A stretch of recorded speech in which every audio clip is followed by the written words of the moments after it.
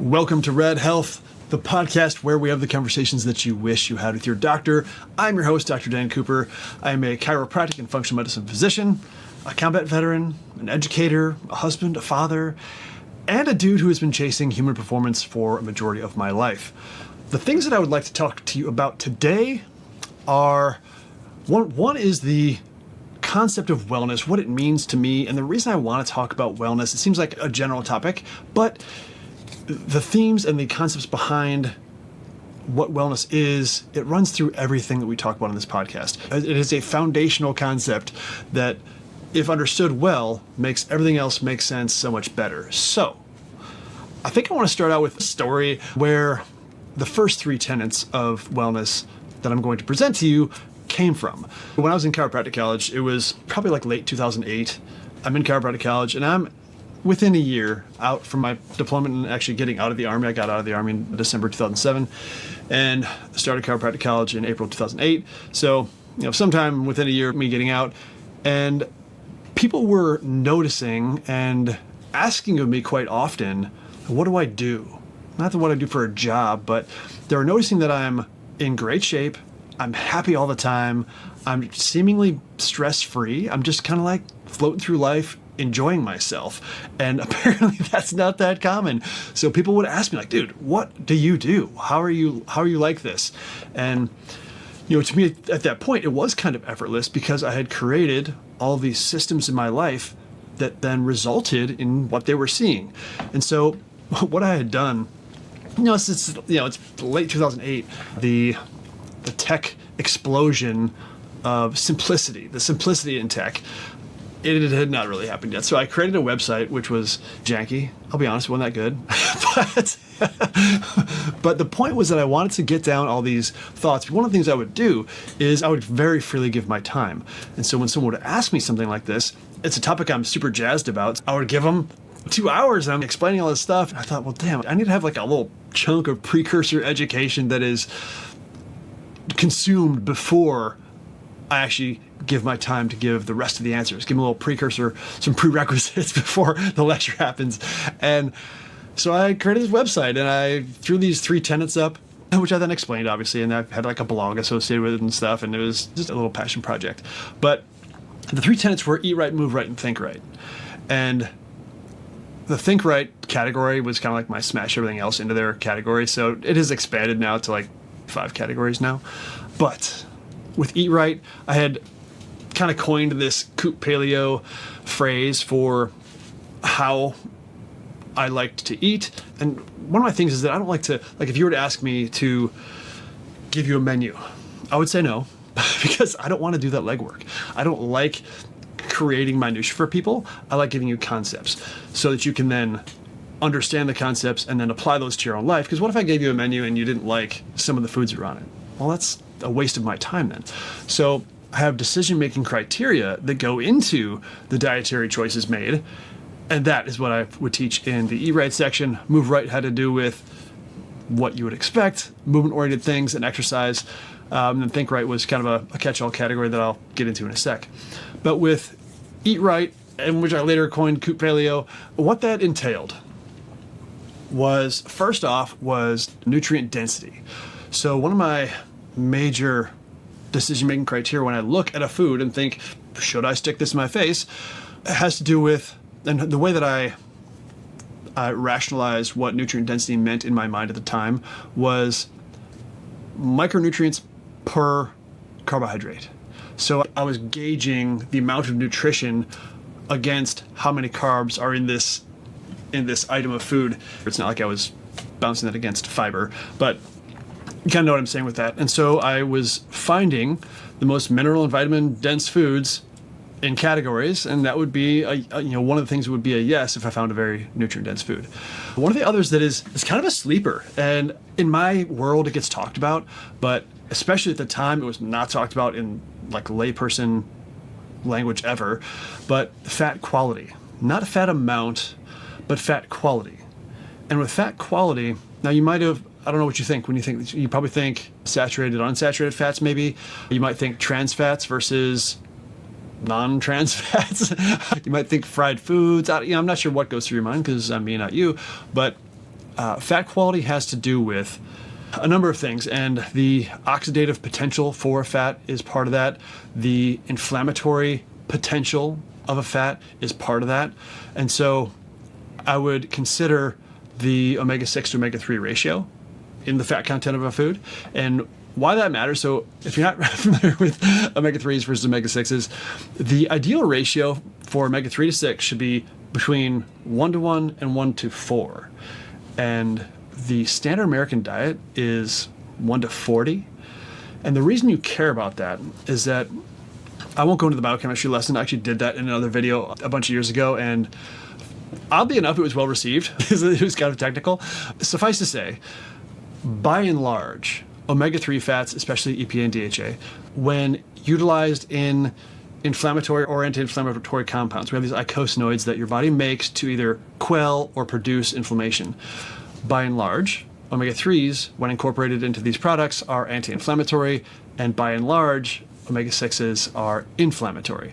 So if you have an overabundance of omega-6s that are lining your cell membranes when your cellular machinery is making an anti-inflammatory product, for example, and it's like, all right, cool, time for the fat component of this structure I'm making. It's like reaching up for no omega-3s. Crap. I'll grab an omega-6. I got to make the product. Boom. Now the eicosanoid that was supposed to be, it was a request for anti-inflammatory product, it's now an inflammatory product. And so you perpetuate chronic inflammation by having an overabundance of omega-6s to omega-3s. Then you get into cooking fats. I think cooking fats is a really good place to have a fat conversation, because cooking fats versus cooking oils is a great place to start. So fats are solid at room temperature, oils are liquid at room temperature. So what that generally tells you is that oils have way more unsaturated fat versus saturated fat, because that's just how it goes. With the unsaturatedness of an oil, you have an opportunity with that. You have an opportunity for oxidation, because the skeleton of that molecule has open spots available for something to go in there, and oxygen can go in there and oxidize the fat, which is health deleterious to you. Rancidity is also an issue. Saturated fats are far more difficult to go rancid than unsaturated fats.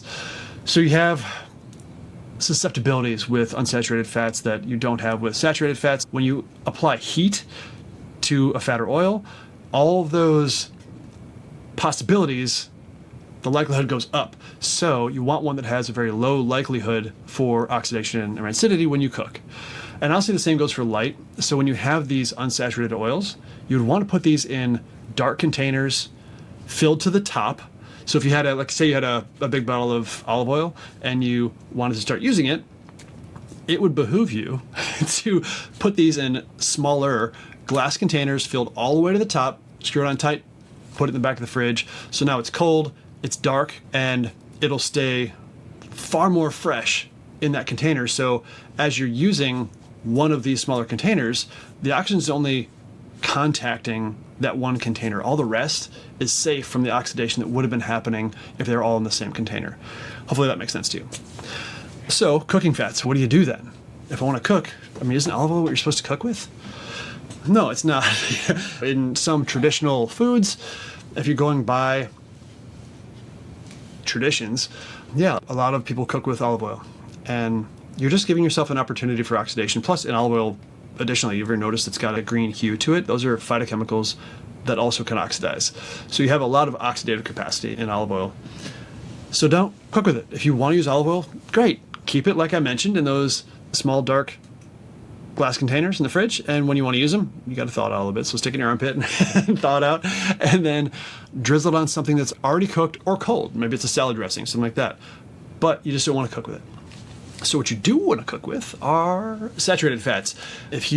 So it's getting popular now, like tallow is getting popular now, butter, ghee, coconut oil, if you wanted to stay with a plant-sourced fat, has a much higher percentage saturated fat than most of the other plant-based oils. Palm oil is another one that has a higher saturated fat percentage. So these are some options. Any of the animal fats are going to be saturated, or at least predominantly saturated. So you have a lot less oxidative capacity with those. It's funny, lard got ostracized in my youth. That was around the time frame that lard was getting like all the bad press. The reason is just because Crisco came out. And so there was an industrial product, which was just a bucket of trans fats that was getting sold. And so they were putting an advertising campaign out that said, lard is going to kill you, so take our food that's really going to kill you. So that's the deal with fats.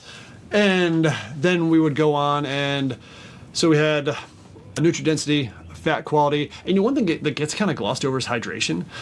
We are a body of water. We're this kind of jelly sack of tissue that is really full of water. A lot of the estimates are around 70% of your body's water.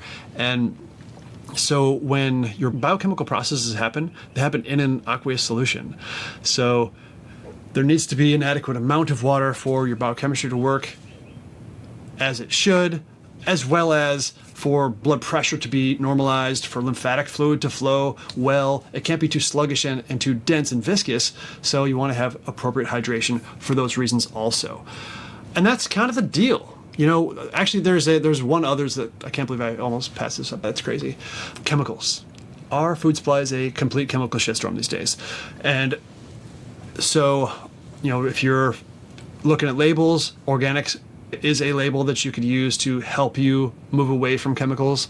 If you know a farmer and you know how they do things and you know what's around them, now that's way less likely in most people's lives than not, but so if you can do that, great, that's the best option. If you really know what's happening on a farm, you could have an organic pasture, or you can have an organic field of crops that is right next to a non-organic field of crops. So you're getting overspray, you're getting cross-pollination. It's got its limitations, but it is better. From a fat standpoint, I was thinking, I thought grazing fields when I thought of this, but you have grass-fed versus grain-fed. Well, that's one of the ways when you're considering animals and animal products and which ones to choose. Grass-fed, when you're thinking, grass-eating animals, chickens aren't grass-fed. They would be pastured, is what you would consider a chicken. They're eating all kinds of stuff. They're omnivores. They would be eating, roots and bugs and all kinds of stuff, which is the optimal choice for fowl. But for grazers, whether it's, deer, elk, cows, buffalo, whichever grazer you're talking about, it should be a grass-fed grazer. When you have a grain-fed grazer, one, they get sick because that's not their natural diet. So then they have to have antibiotics. So there's a lot of downstream problems with having a non-grass-fed grazing animal.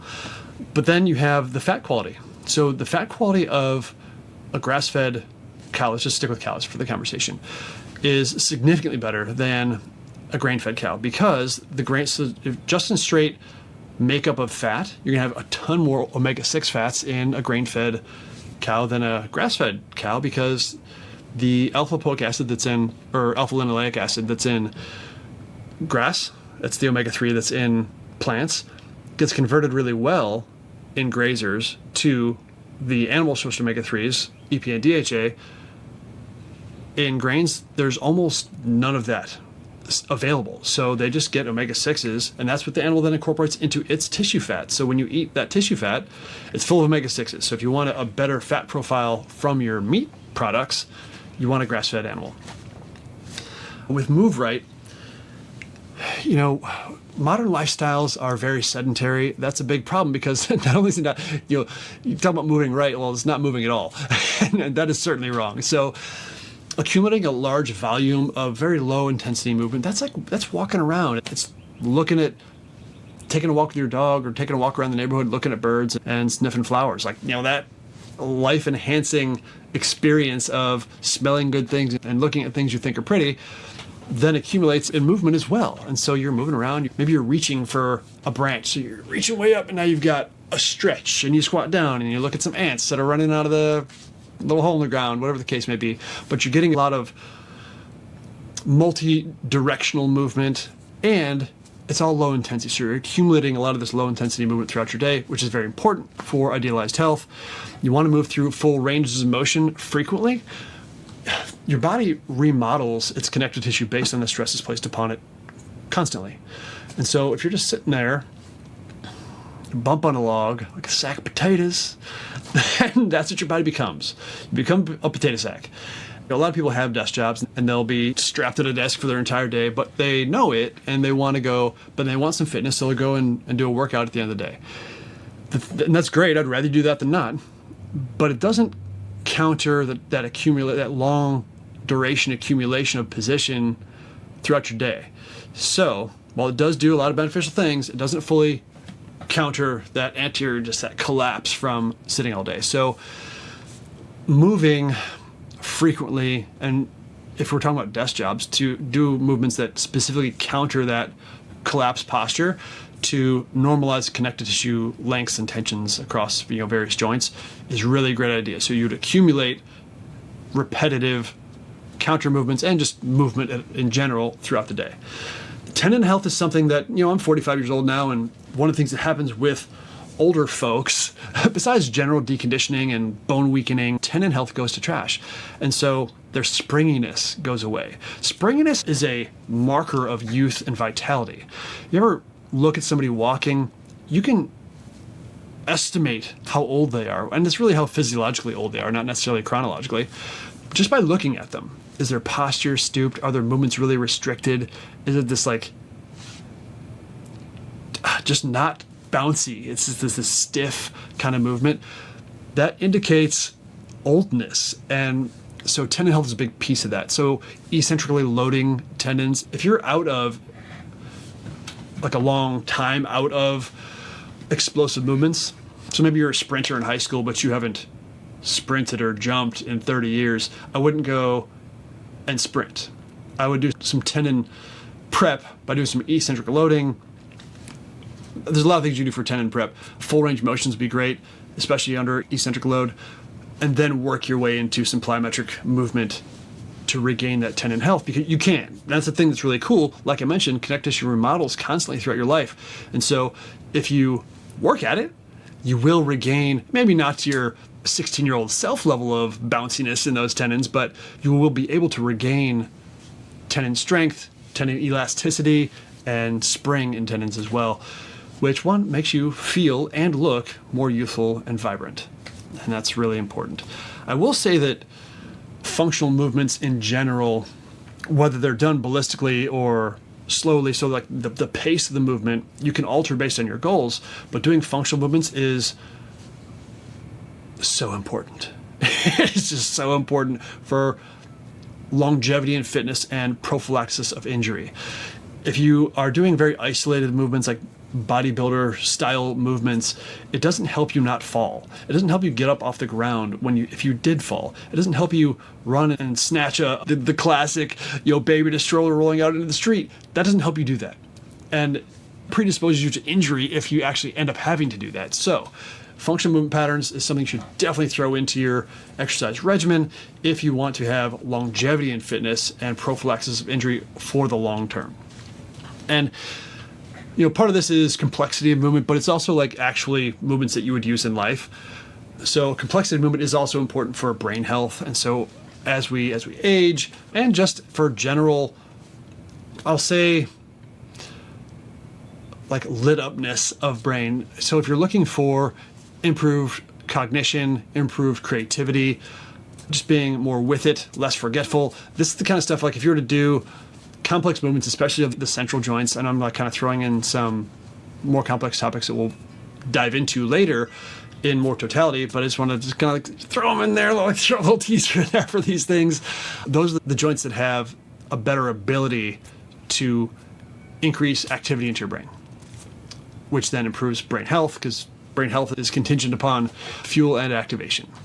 So the other things about maintaining idealized physical health over time, you got to keep lifting heavy. Don't be afraid of the heavy weights. Just make sure you're moving them well and work your way up to heavier weights as you go, and you're good. There's something about that intensity that you put into heavy lifts that is beneficial over and above just the extra stress on the tissues themselves. There's a nervous system benefit to that grunt of lifting heavy. From a cardiovascular standpoint, I will say one last thing about movement and the need for cardiovascular health over lifetime. It's there, it's important, it's definitely a thing. It's not something I'm going to poo-poo on. But the way you achieve it, maybe I will poo-poo on what you think is the best way to achieve it. Because long duration, steady state cardio, whether you're running or biking or rowing or whatever the thing is, these long bouts of this stuff. So just picture like triathlon training. it's very wearing on the body. It's also very wearing on the body, not just from the repetitive stress over long durations and way more reps than a shorter duration exercise, but hormonally it's wearing as well because, and I'll say this about it hormonally, when you do long duration cardio like that, you get a cortisol spike. You get cortisol spike with any exercise because you're doing something that is very excitatory and sympathetic nervous system kicks on, but you'll get a lingering ramp up of cortisol that lasts for a few days after long duration cardio like that. So if you're to do HIIT training, that high intensity interval training, you can achieve the same cardiovascular benefits or more, at least the same as longer duration cardio, but your cortisol spike is hours, not days, after you've ceased the exercise. So it's a much better hormonal environment creating type of exercise than the steady state cardio. You know, from Think Right, I truncated Think Right now because it was kind of a, I don't want to say a garbage dump, but it was where I put a lot of things, because so many things affect the brain and how you experience life. So I thought it was ended up being a very catch-all category. Really now I'll leave in Think Right, have things like identify a purpose or a passion in your life, have a compass, but then pursue those things. So having a decision-making compass. So does this, whatever this activity, thought process, is this furthering me in the direction of my life's purpose? If the answer is no, then you don't do it. If the answer is yes, you do it. And that's kind of what I have to say about that. The beginning work, though, is finding that life purpose and finding that life direction or passion that pursuing will enhance your life for the duration of your life. Remaining inquisitive throughout life, there's something that happens outside of childhood. It's so weird, and I'm not sure if it's ego or what the reasoning, but if you're listening to this, take an inventory of yourself, or people you know, or people you talk to. It seems like people think they freaking know everything, and like you just know now. There's things that you might have thought about and been, you had wonderment in your life. You would think about these things and you didn't have a hard line, this is how it is, kind of thought about it. You just thought about it. And losing that, it actually cripples a lot of your cognitive ability. So remaining inquisitive, a lot of people might hear this as maintaining a childlike mindset, and that's really what they're talking about, this inquisitiveness in life that makes life enjoyable. It's fun to just look up at the stars and think about stuff, or whatever the case may be. I love going to ruins. It's one of my, I freaking love it. So from an inquisitive standpoint or an imaginative standpoint, I love going to ruins where they're thousands of years old, and I just picture what it's like to have been living there in that time. I love the idea of like my footsteps being on the same footsteps as somebody who was there so long ago. It's so cool. Being humble, it kind of goes along with that. It's good for you. It's good for you internally. It's good for you externally for sure. People don't think you're an asshole. But being humble inside, it also allows you to give yourself some grace. And that's really important. Give yourself some grace from having to be right all the time. I will say the stress response is something that is an inherent response in the body that is important, is very important, because its goal is to take you out of danger and make you survive whatever event was deemed dangerous. But in the modern lifestyle, now whether it's the physical problems that go along with modern lifestyle, like being sedentary, having shitty movement patterns, not being explorative like you were as a kid, as an adult now, whatever it may be, and I say that because your body's situation translates directly to your mental situation. So if you have this like feeling not that great, restricted, crappy body experience, you will experience the same thing mentally as well. And so those go very hand in hand, and I just wanted to identify that because I would feel very remiss if I didn't mention that. Having a healthy response to stress, it's important. So as whatever stressful event pops up, and it might just mean you need to identify some stress mitigating techniques that work for you. There are some hacks that you can use, whether it's breathing techniques or visualization. There are some physical things you can do, like I mentioned with the complex central joint movements. Those are very stress relieving. You could just hack your neurology by doing any of those things. Take some deep nasal breaths. Gargling is another good one for vagal stimulation. So is swallowing. So it's, that back of the throat area is vaguely controlled. And so by utilizing it, you can activate the vagus nerve, which is a parasympathetic nerve, and chills you out. So you've got these little stress hacks that you might maybe use when you identify a stressful situation about to come up. And you think, shit, I need to do something about this. I'm about to freak out. So you've got hacks at your fingertips. I've done the Wim Hof seminar in 2017 and led some ice bath experiences for friends who have groups of different types. Like one of my friends has a men's group. I did one for that, and it's a really fun experience. And one of the things I mentioned in it, and this is one of the things I believe about doing those types of activities, and I'm not going to get into the physiological effects of them. Are they good for recovery? I'm not going to get into that for this context, but they're extremely jolting to the nervous system when you jump in a bucket of ice or a barrel of ice, a tub of ice, whatever it is. It is shocking. So one of the things that should be happening prior, if you care about this piece of what I'm talking about, the stress mitigation piece. So with Wim Hof, one of the things you're doing prior to even touching the ice bath is getting some meditative techniques down and breathing techniques. There's some movement associated with it as well. Then you go into the ice bath, get a super nervous system shock, and then utilize those techniques to control your nervous system. So if you can control your sympathetic response through volitional action, things that you do voluntarily, and it works, now you have a technique that you have proven to yourself works, and now you can use it anywhere in your life. You don't need the ice bath to make this technique work for you. You go into whatever situation, you freak out, and you're having a hard time coming down, boom, jump to the technique that worked for you during training. That's essentially nervous system control training that you're doing. So that's what I would like to say about that. So one of the three tenets to wellness, to that holistic generation of health concept, which I think wellness encompasses, and a fourth, recovery. The recovery game is monster. When you exercise is a request to your body for change. You don't actually get stronger during exercise. You don't get bigger muscles during exercise, aside from the blood pump that's happening. When you recover, that's when your body adapts to the stresses that were placed upon it. So the exercise is the request. The recovery quality determines how much gains you get. So how well do you adapt to that stress is all about your recovery quality. Within the recovery, you should be thinking about things like diet, and some of that's inflammation mitigation in the long term. Short term, you like inflammation short term because it's actually one of the drivers for adaptive change. So you don't want to be popping anti-inflammatories right after a workout. You want to wait a few hours, potentially half a day, to maximize the gains that you can get out of the exercise. And then mobility work. Mobility work comes in from injury prevention standpoint, for safety through movements standpoint, and just making you freaking feel good standpoint. So we're talking about like self-myofascial release, whether that's bar hangs, whether it's lacrosse ball work, whether it's foam rolling. And then the other side of the mobility coin, increased range of motion is part of mobility. Increased to the point of full natural range of motion. You want to go past natural range of motion or else you're actually making joints unstable. But you want to reclaim full natural range of motion, but then you want to gain control over that range.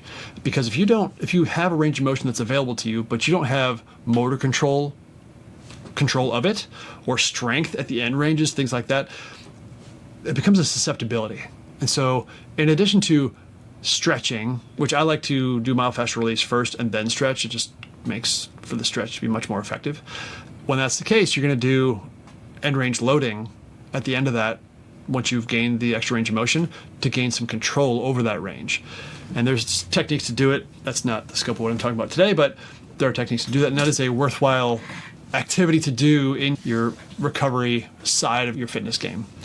And stress mitigation. Like I mentioned, if you're overstressed, like I talked about the inflammation being an important short-term response after exercise to be an impetus for growth, and it is. Exercise is stressful, and it should be. I mean, that's what you're doing. You're inducing stress in a hermetic way. You're trying to induce a moderate stress such that it encourages the organism to adapt, not such that it injures the organism, right? That's hermetic stresses. So by mitigating stress, one of the things that we're going to do is allow your body post-exercise to then shift into that parasympathetic chill out, rest and digest, recover, grow and adapt side of your nervous system. Because if you don't, and you're a stress monkey and you're just stressed all the time, when you should be recovering, you've got decreased growth hormone because your cortisol is high, and those things counter each other. If you have high cortisol, you have low growth hormone. When the cortisol comes down, it allows you to produce growth hormone. So one of the big reasons that not being stressed chronically is important for recovery. Now, sleep is a big piece of that. I consider it the whole category by itself, though, so I will get to that in a minute. There are some things you can do. Ice baths have been a big thing in the last, what would you say, 7 years, maybe 7 or 8 years. It's been like quite popular. Really, in the last 5 years, it's been very popular. The only caveat I'll put toward that is because there are some really good study results with ice baths and the physiological effects. The caveat there is that if you have overtrained, if you're too stressed, because it is a stress on the body. Like we mentioned before, jumping into a bath of ice is very stressful. So if you're already overstressed and this now takes you to a point where your recovery is worse because you can't handle the extra stress, then it's actually counterproductive. But if you've been pretty good on the stress range, and I'm talking about physical stresses, emotional stresses, chemical stresses, all these different stresses that accumulate in your life, the ice bath can be a solid tool as a stimulus to help you recover faster. Other things like massage, go to a chiropractor, go to a lymphatic drainage specialist. All these kinds of things are great for improving recovery, improving mobility of tissues, fluid flow in the body, whether it's venous flow or lymphatic flow. These are all recuperative. Venous flow flushes out metabolites. Lymphatic flow, it flushes out the detritus of cell death and inflammation. Actually, when inflammation leaks out of the vessels and it's between cells, that's what lymphatic system is, what mops all that junk up and allows you to recover better. So that's all I'll say about recovery. There's a lot to it, but it's also super important. So it's a worthwhile category to really dial in. Then sleep. As I hear this from dads a lot, because that's the demographic I'm in now, right? I've got a 16-month-old and I start having dad conversations. And that's a lot of the direction of this podcast is actually very dad oriented. But sleep is tough when you got little kids, and especially when they're really young and they're just not sleeping well, especially in the beginning when the whole circadian clock is backwards and they're sleeping all day and they're up all night and you're just like, dear God, can I get some rest? But there's a lot to high quality sleep. One, it is absolutely essential for every part of your life. Everything gets better when you sleep well. So how do you do it? I'm actually gonna leave this because there's so much to sleep, and I like the topic enough where I'm going to do an entire separate podcast about it. But I will say a couple things quickly. That the time of day is important. The light experience throughout the day is important. The temperature is important. Your exposure to actual sunlight is important. Chemical stimulants are a big part of this. Emotional stimulants are a big part of this. When you have them, when you don't.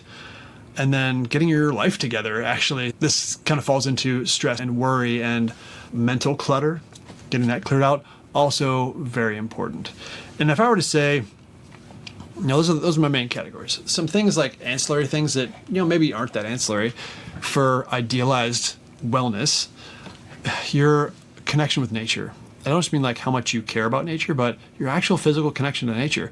I've planted out my yard to be this spectacular freaking jungle. And I go out in it all the time.